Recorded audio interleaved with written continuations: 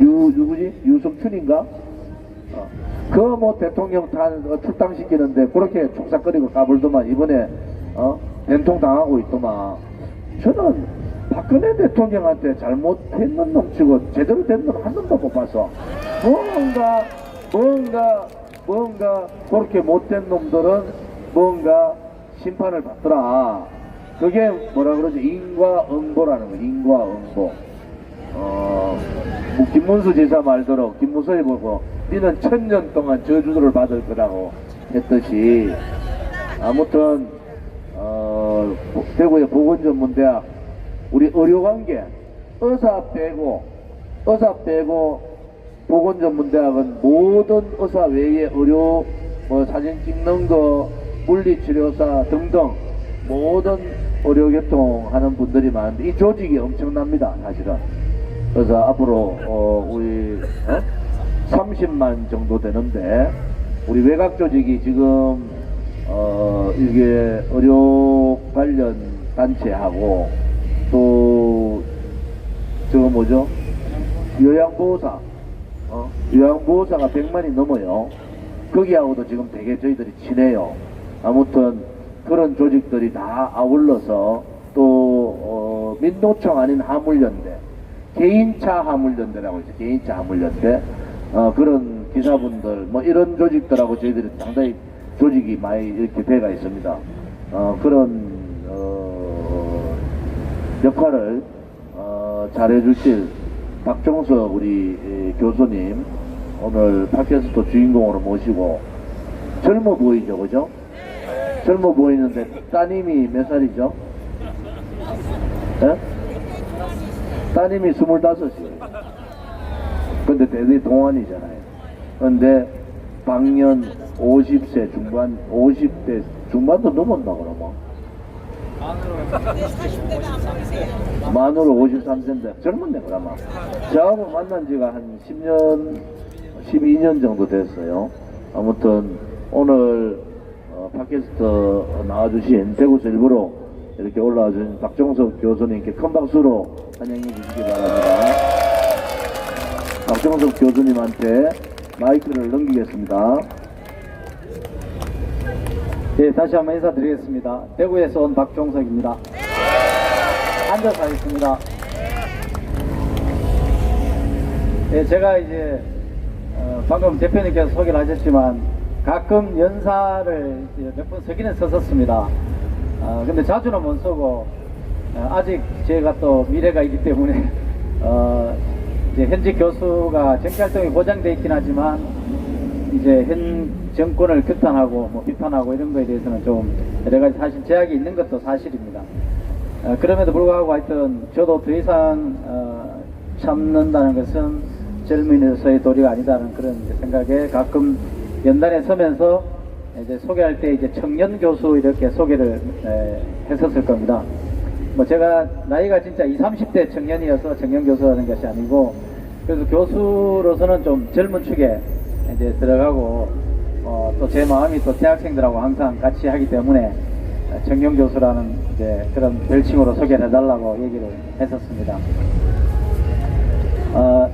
이제 뭐 제가 우리 조원진 대표님 방금 말씀하셨듯이 제가 이제 조원진 대표님과 인연이 된 게 딱 12년 차가 되는데, 조원진 대표님이 이제 국회에 처음 입성하실 때 그때부터 제가 이제 조원진 대표님 옆에서 뭐 정책 보좌랄까 이런 이제 득보 형태로 이제 옆에서 정치 활동을 했습니다.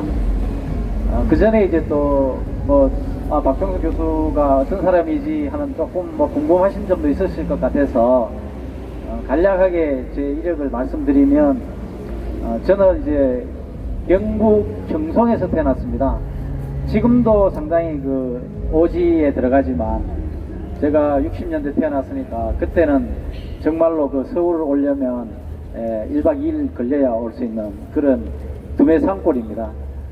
그래서 자고 일어나서 눈을 뜨면 산하고 하늘하고 그것만 보이는 정말 하늘 아래 첫 동네에 태어나서 초등학교, 중학교는 태어난 곳에서 학교를 다녔습니다. 이제 좀 상상이 가시겠죠. 정말 저는 초등학교하고 중학교 다닐 때까지 학교 갔다 오면 소 먹이고, 소꼴 베고, 소주 끓이고, 방학이면 소를 몰고 산으로 가서 소를 먹이고, 이렇게 했었습니다. 그러다가 이제 고등학교를 이제 그나마 안동으로 유학을 와서 안동, 경북 안동에 있는 경안고등학교, 그때 이제 연합고사 지역이었는데 조금 이제 유학을 와가지고 뒤늦게 공부가 무엇인가. 초등학교, 중학교까지는 정말 저는 공부라는 것을 몰랐습니다. 산에 그냥 하고 들에 이렇게 삼아서 이렇게 지내다가 좀 대도시를 나오니까 이 공부를 해야 되겠다 이래가지고 옆에 또 주위에 경쟁자들도 있고 뒤늦게 이제 공부를 해서 하여튼 고등학교 때 이제 뭐 이렇게 이차 했는데 뭐 뒤늦게 하니까 그렇게 성적이 좋지는 않을 거 아닙니까. 나중에는 이제 많이 따라는 갔어요. 그때 저희들은 이제 학력고사, 요즘은 수능이라고 하는데 학력고사 저희들 내신 15등급까지 있을 때 그래서 3등급까지 따라 붙었어요. 그랬는데 이제 아버지가 편찮으시고 그래서 형님이 이제 학비를 대릴 형편이 안 된다 이래서 빨리 어떻게 이제 공무원 공부나 해라 이렇게 하는데 저는 이제 거부하고 서울에 있는 4년제 대학에 원삼을 쓰고 바로 이제 떨어지고 후기는 안 가고 대구에 지금 제가 이제 있는 대학 대구보건대학 모교에 이제 지금 대구보건대학에 지원을 했습니다. 해가지고 빨리 졸업해가지고 취업하고 돈 벌었다 이렇게 해가지고 그래서 이제 보건대학 그때는 전문대학이었습니다. 요즘은 3년제와 4년제 유지로 돼 있는데요. 그래서 이제 전문대학 졸업생이 이제 군대 장교로 가는 길이 있었는데 삼사관학교가 유일하게 있었습니다. 그거 말고 하나가 이제 특수사관이라고 해서 제가 군 병원에서 행정장교로 시험을 보는 고시를 쳐가지고 6분 중위로 이제 6분 장교로 군 복무를 마치고 대구에 이제 가톨릭 대학병원이 있습니다. 지금 대통령님께서 입원해 계시는 성모병원이 이제 서울의 가톨릭 대학병원 부속병원인데 대구에도 브랜치로 대구 가톨릭 대학 부속병원이 있습니다. 거기에서 이제 13년 동안 근무를 하면서 주경야독을 해서 우리 박정희 대통령께서 세우신 영남대학교 법학과를 졸업하고 대학원은 다시 이제 생명과학대학원 이제 경북대학교에서 정준길 변호사가 탄핵은 무효다 이 책을 쓰셨는데 내가 며칠 전에 정준길 변호사와 계속 통화를 하면서 홍문종 대표를 이렇게 비판하는 것은 우리 공화당을 비판하는 거고 조원진을 비판하는 거다. 이렇게 얘기를 계속 하고 앞으로는 절대 그런 일이 없기를 다시 한 번 더 경고하는 거예요. 경고. 만약에 한 번 더 이렇게 우리 공화당의 당대표나 그런 쪽을 하시면은 우리 공화당하고 영원히 빠이빠이다. 이 말씀을 좀 드릴게요. 네, 그렇게 이제 대학원을 졸업하고 모교에 이제 교수로 오게 됐는데 그 무렵에 이제 대학 교수가 되고 나니까 제가 이제 가장 대학 다닐 때, 그 다음에 젊었을 때 이렇게 생각을 했을 때 정말 그 교수님들이 제자들의 그 취업 문제에 대해서 너무 무관심하더라. 이걸 이제 제가 느껴서 정말 저도 시골에서 자랐으니까 뭐 정말 백도 없고 아무것도 없으니까 아는 사람도 없고 그래서 정말 제 힘으로 이렇게 이제 취업을 하고 이렇게 보니까 우리 제자들의 취업 문제에 있어서 정말 누구보다 제가 관심을 가져야 되겠다 이런 이제 마음이 생겼고 제자들 취업을 많이 시키고 하려면 결국은 이제 대외 활동도 많이 해야 되고 또 더 이렇게 깊이 생각을 해보니까 우리 제자들이 마음껏 사회에 나가서 자기의 꿈과 재능을 펼칠 수 있는 법과 제도를 만들어줘야 된다. 이것이 교수로서의 가장 중요한 책무겠다라는 그런 이제 생각이 들었습니다. 그래서 저는 이제 가만 생각해 보니까 법과 제도를 고치는 곳은 국회다. 그럼 국회의원하고 친해야 되지 않겠느냐. 이래서 이제 국회의원들을 비판만 할 것이 아니고 국회의원들을 도와주고 또 정책 입안을 이렇게 같이 의논을 하고 이렇게 해야 되겠다라고 이제 생각을 하고 여러 대구에 있는 정치인들을 여기저기 이제 만나고도 했었습니다. 그런데 그 많은 이제 국회의원들도 있었지만 그 중에 이제 조원진 대표님하고 가장 제가 이제 마음이 가고, 정말 이런 정치인이라면 제가 한번 이렇게 모든 걸 다해서 옆에서 도와드리고, 이런 분이, 이런 정치인이 잘 되어야만 대한민국 정치가 바로 설 수 있겠다, 이런 이제 생각이 들었습니다. 이게 옆에 계셔서 하는 얘기가 아니고, 뭐 제가 이제 가끔 이제 요즘은 탄핵 정국에서 뭐 술도 자주 못 마시지만, 이제 처음 국회 입문하시고 이러실 때도 보면 대화를 하면 항상 격이 없고, 우리가 흔히 말하는 뭐 폼 잡는 이런 것도 없고, 그야말로 이제 정말 친형님 같고, 그러면서도 제가 어느 날 느낀 게, 야, 정말 이 의리, 열정, 또 황소 같은 그런 저돌적인 면, 이런 면이 굉장히 와닿더라고요. 그런데 이제 아니나 다를까 알면 알수록, 제가 어릴 때는 제가 뭐 대표님을 뵌 적은 없지만, 대표님의 이제 평소에 이렇게 대화를 나누면서 어릴 때 자랄 때 얘기, 그 다음에 주위에 이제 친구들, 대표님의 이제 친한 친구분들이 제 또 고향 친구도 있고 이래서 들어보면, 초등학교 때 야구부, 축구부 뭐 이렇게 만드셔가지고, 보니까 벌써 그때부터 리더의 또 자질도 기질도 있으셨는 것 같더라고요. 그렇게 해서 제가 이제 조 대표님과 인연이 되었는데, 저도 그래서 이제 정치에 자꾸 관심을 갖고 이러다 보니까, 조 대표님이 이제 마지막 새누리당 그 탄핵 당하기 전에 최고위원 중에서 득표율을 가장 많이 받으셔서, 최고위원 중에서 선임 최고위원이 되셨지 않습니까? 그 무렵에 저도 이제 뭐 중앙당 부대변인 직책을 이제 받았었죠. 그러다가 탄핵 정국이 오면서 대표님께서 이제 탈당을 결행을 하시고 이럴 때, 제가 이제 대표님께 만류를 저도 많이 했었습니다. 그때 이제 뭐 사석에서 이제 형님이라고 하니까, 형님 왜 혼자 이렇게 무거운 짐을 지고 가시려고 합니까? 이렇게 하니까 딱 한마디로, 야, 이 사람아, 내가 만약에 이렇게 나서지 않으면 박근혜 대통령님은 그냥 묻어질 것이다. 그리고 내 목숨이 하나인 것이 아깝다, 안타깝다, 이런 말씀을 딱 하시더라고요. 그래서 저도 이제 두 말 안고, 알겠습니다, 저도 이제 형님을 따라가겠습니다 하고 탈당을 하고, 지금까지 이제 오게 되었는데, 지난번에도 잠깐 말씀을 드린 적이 있지만, 저는 이제 그래서 평소에, 저도 대학에서 이제 우리 학교가 한번 굉장히 어려운 일이 있었거든요. 학교의 대학교 이사장이, 이제 학교의 내부 어떤 문제 때문에 이사장이 구속되시고, 이제 교수들이 노조를 만들어서 학교 이제 재단을 찬탈하려는 그런 일이 있었는데, 그때 이제 그 노조들의 모습을 보면서 한미를 느끼고, 이거는 아니다, 이래서 모든 교수들이 이제 재단에 등을 돌리고 이사장 구속시키고 총장을 물러나라고 데모하고 이럴 때, 저는 한 150여 명의 교수들이 다 등을 돌렸을 때 10명 채 안 되는 교수들, 저도 거기에 들어갔습니다만은, 저는 재단의 편에 일을 했습니다.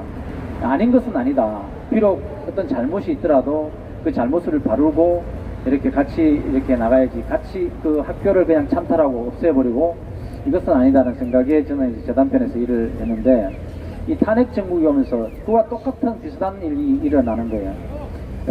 그랬을 때 이 조은진 대표님이라는 분이 정말 앞도 뒤도 돌아보지 않고 목숨을 건 투쟁을 이렇게 하고 나섰을 때, 저도 확신이 들었습니다.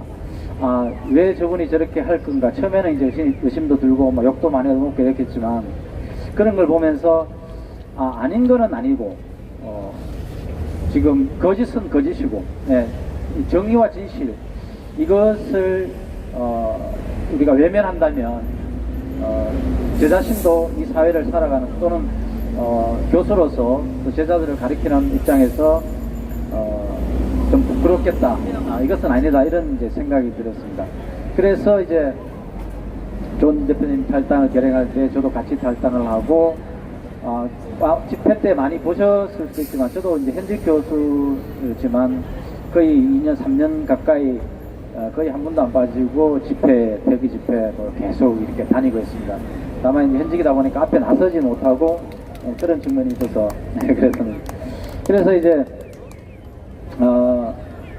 지금까지 이제 오게 됐는데, 저는 이제 지금 이제 전국을 보면서 많은 생각을 하는 중에 대한민국이 5천년 역사가 이렇게 이어올 수 있었던 게 과연 무엇인가, 예, 그것을 느꼈습니다.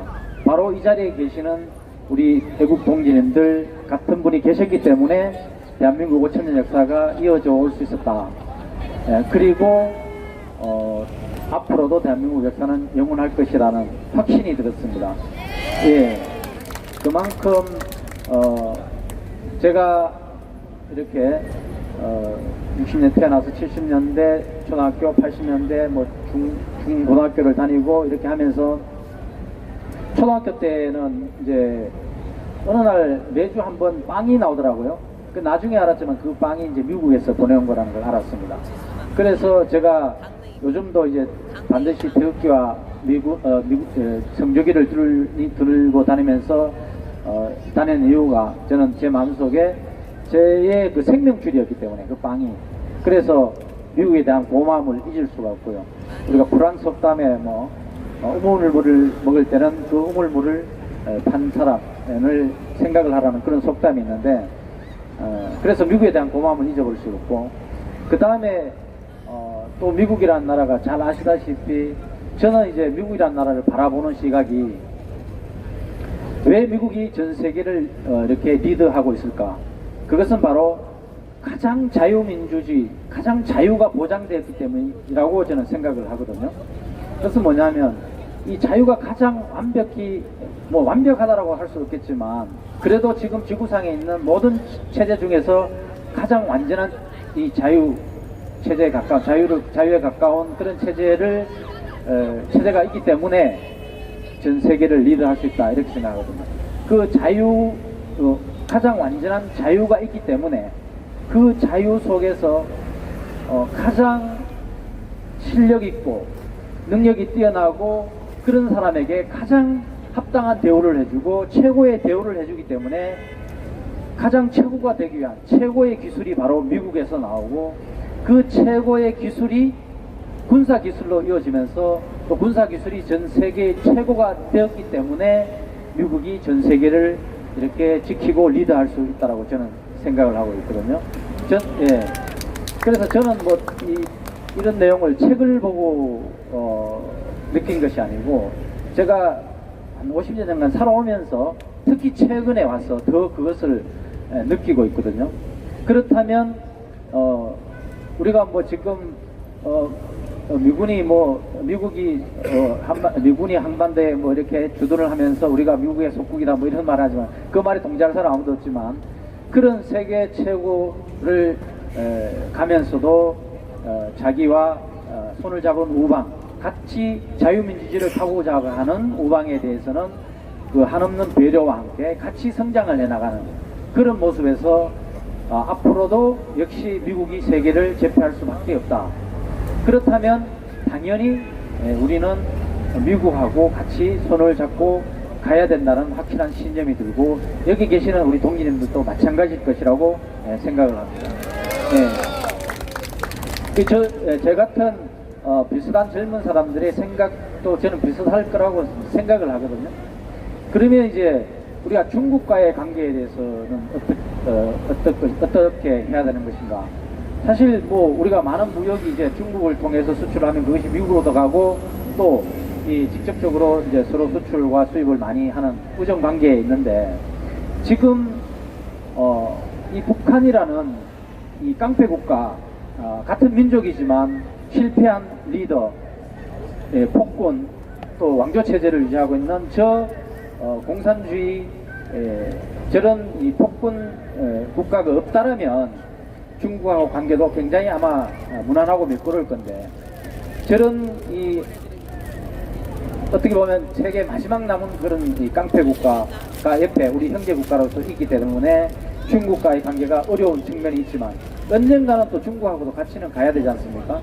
그런 측면에서 생각했을 때 우리가 지금 상황에서는 당연히 강력한 친미를 우리가 주장을 해야 되는 것은 너무나 당연하고, 어느 시점인가는 또 중국하고도 같이 가야 되겠지만, 지금은 어쩔 수 없이 우리는 중국하고는 거리를 둬야 되고, 중국하고 거리를 둬서 우리가 힘이 든다면 그것은 감내를 해야 된다고 저는 생각을 하고 있습니다. 맞습니다. 예, 그런 측면에서 최근에 이제 가끔 최근이 아니고 오래전부터 우리 조은진 대표님을 뭐 친중이니 뭐 이런 친중 정치인 이런 프레임을 많이 얘기하지 않습니까?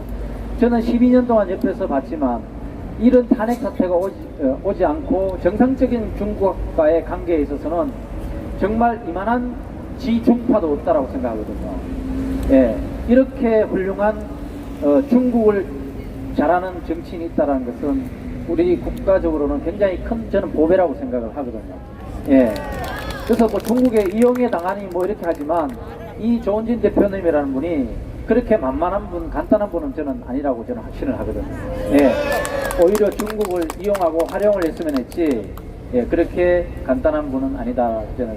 사실 제가 지금 뭐 이런 말씀을 좀 드리면 있지만 저는 박정희 대통령님 이후에 가장 물론 또 훌륭한 분 하면 박근혜 대통령이고 그 이후에 정말 이렇게 뛰어나고 여러 가지 정책 전략을 가졌고 머리 좋은 정치인은 저는 처음 봤어요.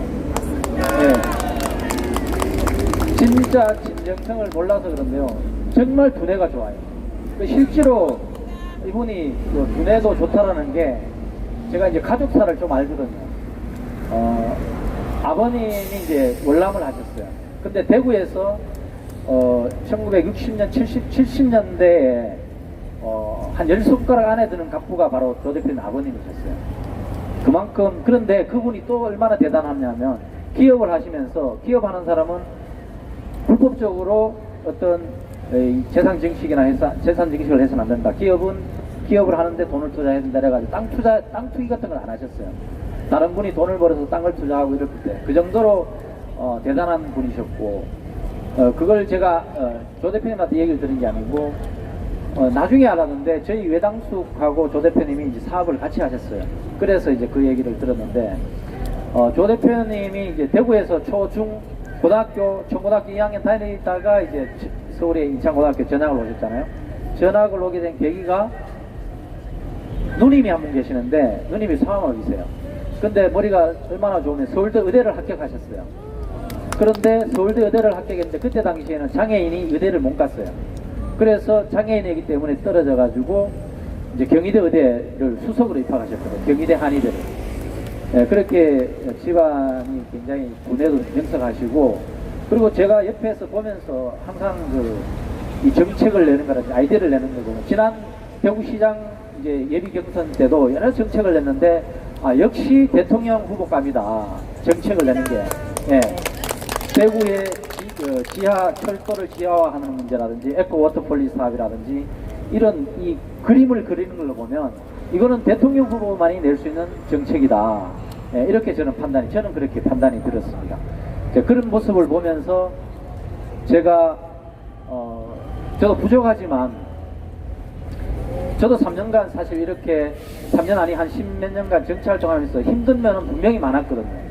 왜냐하면 뭐 교수 월급에 이렇게 어디 다니는 것만 해도 활동하는 것만 해도 재정적인 부담이라는 여러 가지가 있지만 저는 이제 교수가 되고 아까 잠깐 말씀드렸지만 제가 어려워 보니까 우리 제자들이 대할 때 저는 이제 제자들 처음 교수가 되고 지금까지 이제 제자들 앞에 항상 이렇게 얘기합니다. 제 지도 학생들이 면담을 오면 첫 마디가 집에서 너희들 부모님은 너희들 부모님 진짜 부모님은 집에 있는 부모님이고 학교에 오면 내가 교수가 너희들의 부모다. 그런 마음으로 제가 이제 지금까지 교직 생활을 하고 있거든요. 그래서 저는 월급을 받아도 이 월급이 내 돈이라고 생각하지 않고 이 학생들이 나에게 주는 것이고 이 학생들을 위해서 다시 써야 된다 이런 생각에 사실 적금하는 것도 저는 미안해서 잘 안 하고 있습니다. 그래서 저는 이제 대부분의 교수들이 그런 거라고 생각을 합니다. 저는 항상 또 그렇게 생각합니다. 교수라는 직업은 무한 책임을 가진 직업이다. 이 사회에서 가장 중요한 책무를 지고 있는 직업이다라고 저는 생각을 하거든요. 그렇지 않습니까? 교수라는 것은 학생들을 가르쳐야 되고 그 학생들이 사회에 나가서 자기의 꿈을 능력을 마음껏 펼칠 수 있는 그런 길을 인도해야 되는 마지막 관문에 있는 직업이기 때문에 이 교수라는 직업은 무한 책임을 가진 직업이다라고 저는 생각을 했고, 그래서 학교에서 수업도 열심히 해야 되지만 제 마음속에는 우리 제자들이 꿈과 미래를 펼칠 수 있는 법과 제도를 이렇게 정비해야 된다. 실제로 제가 아까 대표님 잠깐 말씀드린 저희 이제 보건대학이 의과대학 의사 빼고 이제 간호사, 임상병리사, 그다음에 방사선사, 물리치료사, 치과기경사, 안경사 뭐 이런 학과들이 다 있는 되거든요. 그래서 저희들이 이제 저희들 의료기사법으로 이렇게 묶여 있는데 저희들이 법과 제도만 하더라도 1960년대 후반, 70년대 초반의 법이 그대로 있습니다. 그런데 이 교수들이 그런 자각을 못해요.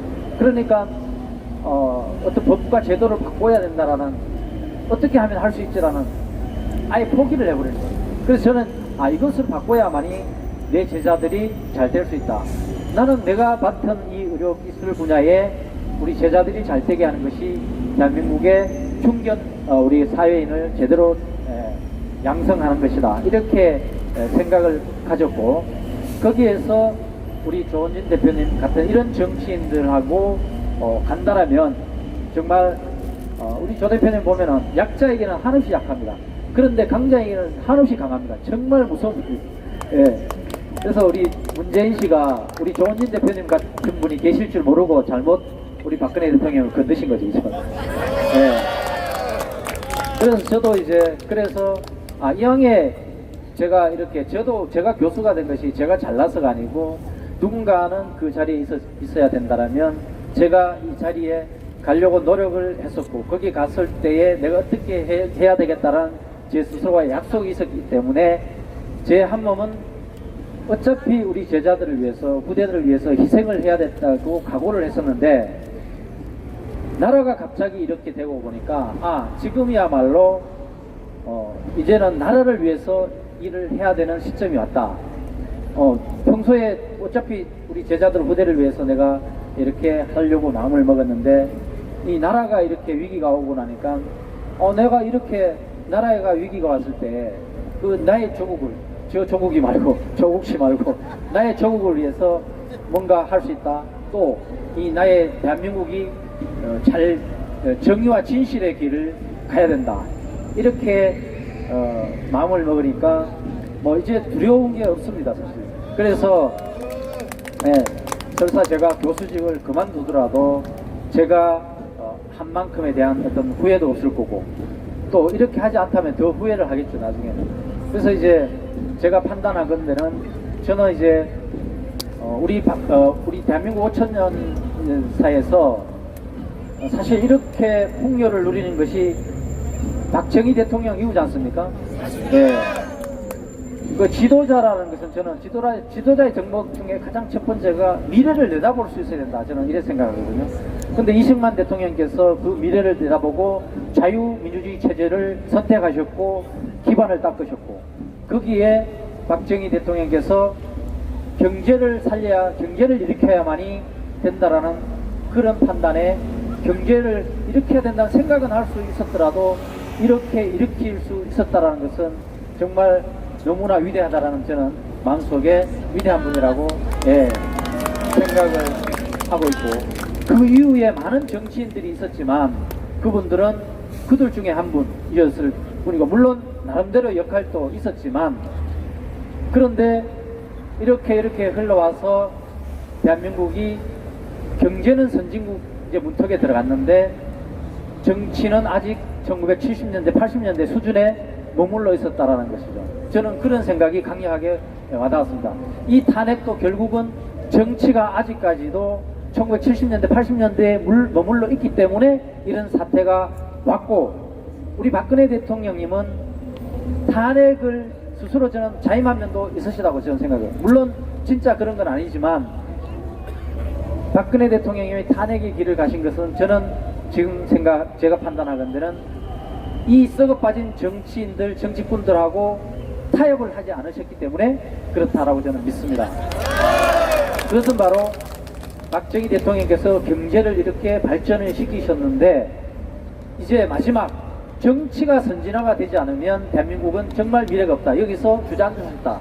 그리고 저 호시탐탐 남한을 노리는 3대 독재 체제 김정은에게 언젠가는 당할 수도 있다. 핵을 개발하고.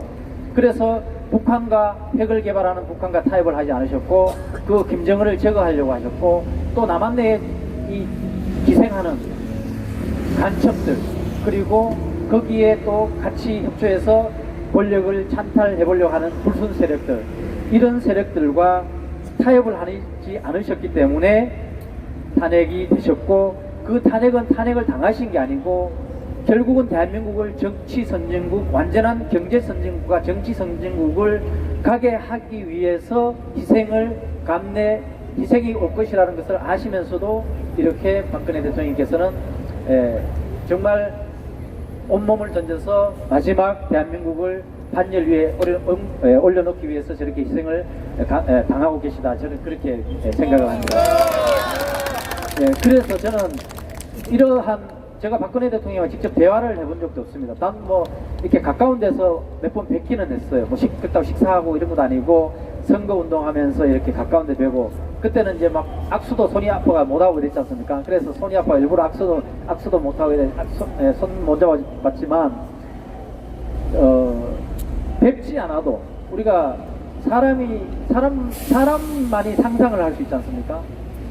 그리고 부대가 우승하면 미래를 내다볼 수 있고, 여기 계신 동지님들처럼 이 문재인 씨 같은 좌파 독재가 공산주의로 끌고 갈 것이라는 미래를 이렇게 내다보시는 것처럼, 저는 박근혜 대통령님의 그 마음속에 들어가 보지 않았지만 박근혜 대통령님은 저희들에게, 우리 우파 국민들을 믿고서 이렇게, 자 이제 마지막 남은 저 썩어 빠진 정치꾼들을 대청소해서 나라를 바로 세워서, 그래야만이 이 대한민국이 바로 서야만이 김정은 체제도 완벽하게 제압할 수 있다라는 그런 숙제를 저희들에게 주셨고, 그 숙제가 완성되는 시점이 이제 멀지 않았다는 그런 이제 확신이 저는 들고 있습니다.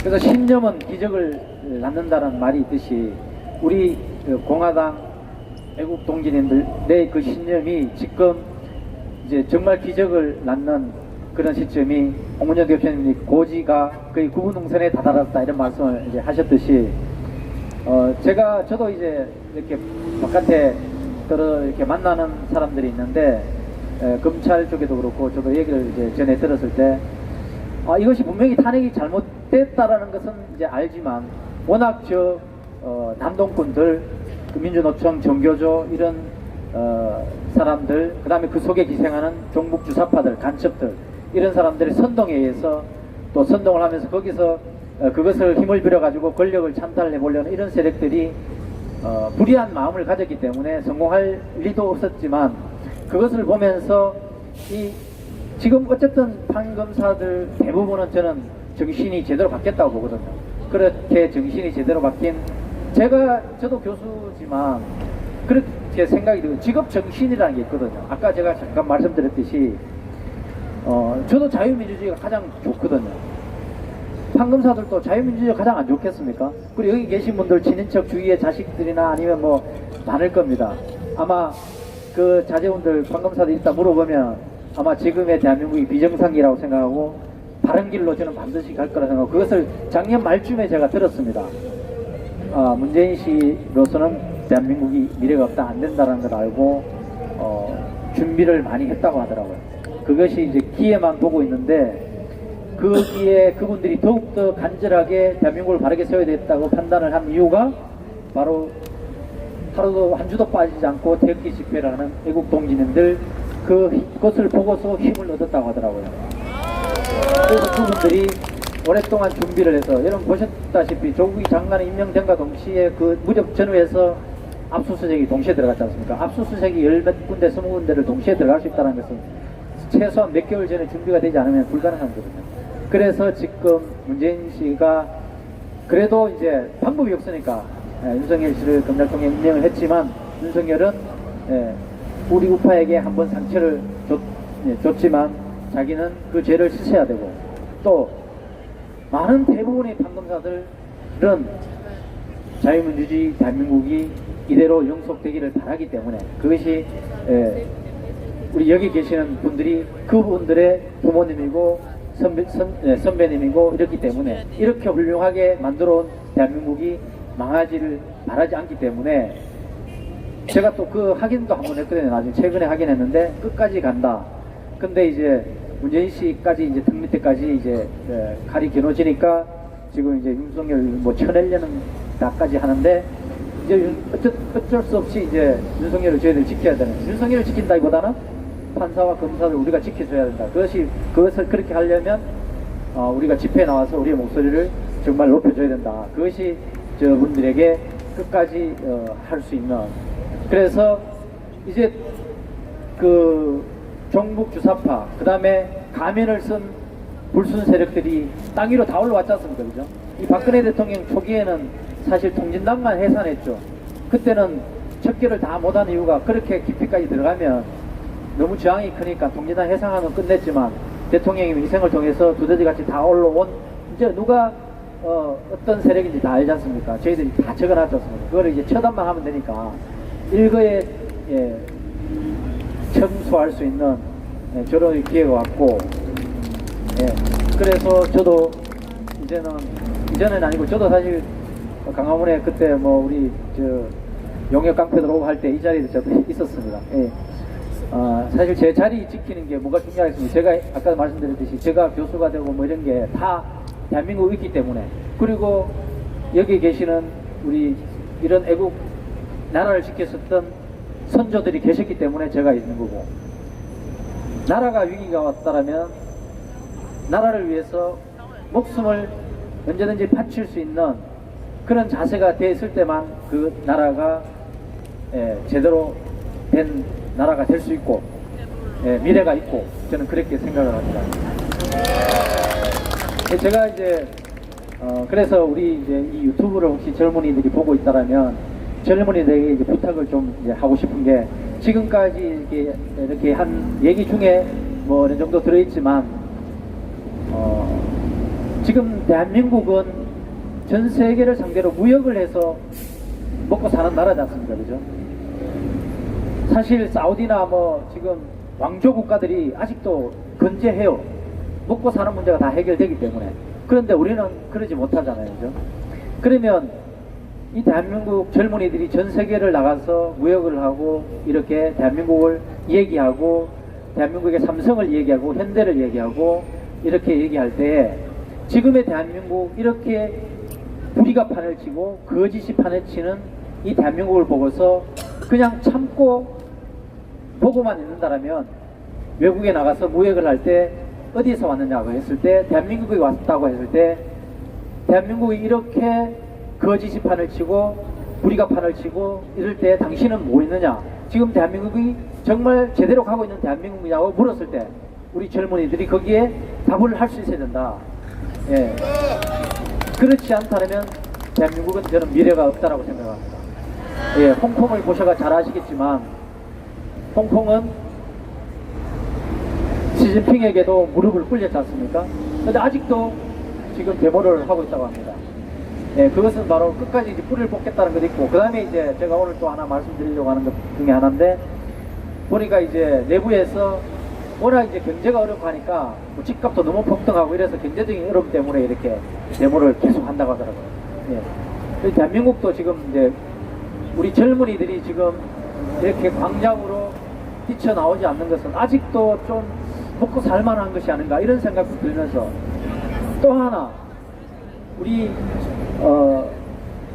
대한민국이 압축 성장 과정을 통해서 소외계층에 대한 어떤 배려, 이 부분은 저는 좀 생각을 해봐야 된다 생각하거든요. 저도 사실 아까 말씀드렸듯이 정말 어렵게 나와가지고 제 스스로 이렇게 길을 헤쳐나오면서 이제 최근에 와서 이렇게 생각을 해보니까 배려, 어려운 사람, 상대적, 지금 경제는 많이 발전했지만 지금 상대적인 박탈감 이런 부분에 대해서 젊은이들이 조금은 의기소침해 있거든요.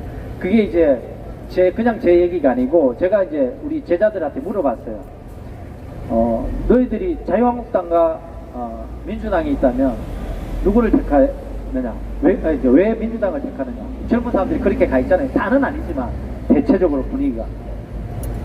그래도 조금 더 우리를 생각하고 서민을 생각하는 민주당이라 이렇게 딱 얘기하거든요. 이게 불편한 진실입니다. 그러니까 지금 조국이도 그거거든요. 좀 덜 나쁜 놈과 더 나쁜 놈의 싸움이다. 지금 이러거든요. 그래서 소외계층에 대한 배려, 보살핌이 있어야 된다. 그러면 제가 오늘 마지막으로 제가 우리 공화당 당원 동지들, 애국 동지들에게 던지고 싶은 하두가 그겁니다. 이제는 진짜 서민들, 소외계층 함께 갈 수 있는, 경제가 성장한 만큼 함께 갈 수 있는 길을 모색을 해야만이 우리 공화당에게 진짜 눈길을 줄 것이다, 힘을 실어줄 것이라고 생각해요. 우리 공화당이 정의와 진실, 이거에 대해서는 이제 젊은이들이, 우리 제자들이요, 저도 몰랐는데 가끔 여기서 자기 발로 왔다 가요. 네, 그런 상황까지 지금 왔거든요. 근데 왔을 때 걔네들을 보듬어 줄 수 있어야 된다는, 안아줄 수 있어야 된다는. 그럼 이제 지금까지 우리가 투쟁을 통해서 정의와 진실을 외쳤고, 그 부분에 대해서는 젊은이들이 전부 다 우리 공화당 조원진 모르는 사람이 없어요. 이럴 때에 우리가 빨리 손길을 뻗칠 수 있는 정책을 내어줘야 된다는 부분입니다. 예. 그래서 제가 한편으로는 이해가 가요. 너무 어려웠지 않습니까? 저희들이 정말 5천년 가난해서 이제는 먹고 좀 살만하고, 내가 어렵게 모아가 재산을 모았는데 내어놓으려니까, 내가 좀 내어놓으면 이거 내 거 다 뺏기는 게 아닌가, 이런 생각이 들 수가 있거든요. 지금 좌파들이 선동하는 게 저거거든요. 가진 놈들에 대한, 가진 사람들에 대한 계속해서 나쁜 이미지를 씌워가지고 선동을 하는 거거든요. 예, 그것이 문제인데, 우리가 진실은 밝혀지고 있잖아요. 특히 이제 조국을 통해서 저들이 청와대 들어가서 청와대 대통령 자리를, 장관 자리를 이용해서 자기들의 재산을 불리고, 불법을 이용해서 자기 재산 불리고, 더 나쁜 놈이라는 것을, 더 나쁜 놈이라는 것을 이제 밝혀졌어요. 그런데 우리 자유한국당에도 똑같이 아직 그런 우려들이 많이 있다는 거죠. 그래서 자유한국당에도 눈길을 주지 않습니다. 그러면 남은 곳이 어디냐는 얘기죠. 바로 우리 공화당인데, 예, 우리 공화당에 저도 그런 기대를 하고 있는데, 이제 우리가 그런 정책을 내고, 이제 정책 홍보를 통해서 선거에 들어가면서 또 대표님께서 말씀하셨지만 인재들을 영입해서 우리 공화당을 알려나간다면 분명히 선거혁명, 선거 기적이 일어나서 우리 공화당이 집권당이 되고 대한민국을 완전한 바른 나라, 박근혜 대통령님의 그 희생이 대한민국이 앞으로 5천년을 반석 위에 올려놓을 수 있는 그런 대한민국이 될 것이라고 생각합니다. 정말 저는 감사한 것이, 저희 누님도 초등학교밖에 졸업 못했어요. 이유가 제가 대학교를, 여기 계시는 어머님들을 다 그러셨을 거예요.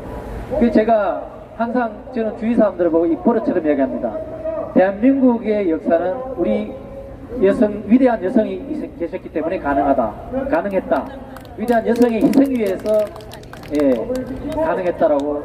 그렇지 않습니까? 경제가 이렇게 선진국 반열 오르고 이럴 때, 그런데 그 박근혜 대통령님도 그러신 분이고, 박근혜 대통령이 그것을 아시기 때문에 그만큼 국민을 또 사랑하시고, 또 여기에 특히 저는 이제 우리 보수파가 이긴다고 보고, 우리 공화당이 이긴다고 받는 게, 이 강한 어머니의 힘이 있었기 때문에 반드시 승리하고, 또 어머니의 그 따뜻함이 있기 때문에 우리 공화당이 포용을 하고, 많은 젊은이들이 우리 어머니의 품으로 들어오듯이 우리 공화당이 집권당이 되어서 정말 우리 저 국회의사에 가서 웃으면서 만세를 부를 날이 멀지 않았다고 저는 생각합니다. 감사합니다.